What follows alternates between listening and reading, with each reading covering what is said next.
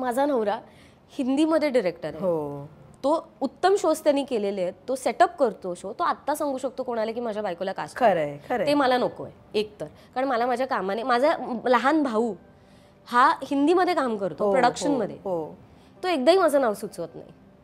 मी त्याला किती वेळा म्हणते, पण मी त्यालाही जाऊन सांगते तुला काय प्रॉब्लेम आहे. मला नाही लाज वाटत.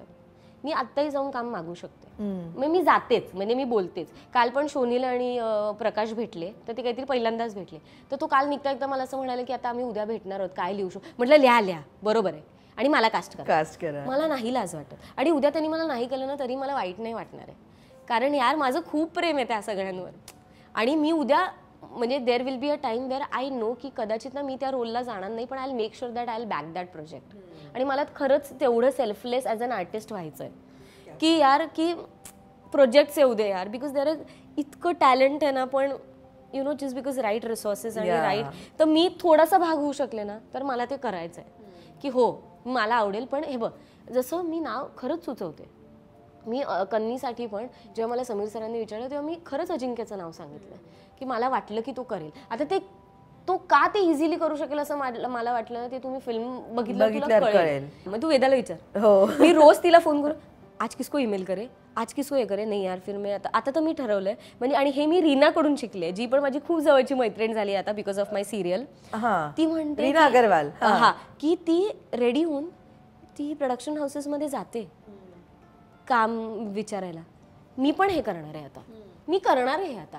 कारण आणि ऑल्सो ना there is a casting director in Hindi ज्यांनी मला एका आत्ता हिंदीच्या खूप मोठ्या वेबशोसाठी बोलवलं होतं. आणि त्यांनी ऑडिशन वगैरे झालं, तो मला भेटला आणि तो मला म्हणाला अरे आप किधर ते इतने साल.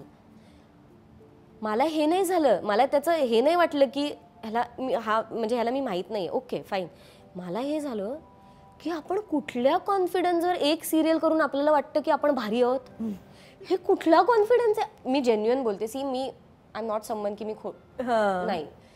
मग यार का आपल्याला आता असं वाटतं की आपल्या बकेट लिस्ट मधल्या गोष्टी टिक झाल्या आहेत. माझं घर झालं, माझी माझी गाडी झाली, मी आता कधीही कुठल्याही क्षणी जाऊन, माझ्यात ही धमक आहे की मी जाऊन कुठलीही मटेरियलिस्टिक गोष्ट घेऊ शकते. मी आत्ता फॉरेन ट्रिप्स, मला का असं वाटतंय मी खूप भारी आहे. लोक ओळखत नाही आहेत आपल्याला. मला का असं वाटतं की मी खूप पॉप्युलर आहे. त्यामुळे हे मी सतत स्वतःला विचारते. आणि खरंच थँक गॉड तो ते बोलला. हो, रियालिटी चेक. त्यामुळे मी हे जाऊन त्याला सांगितलं की माझी ना एक फिल्म आहे ॲमेझॉनवर, तू बघ अनन्या. आणि मी हे सांगते जाऊन लोकांना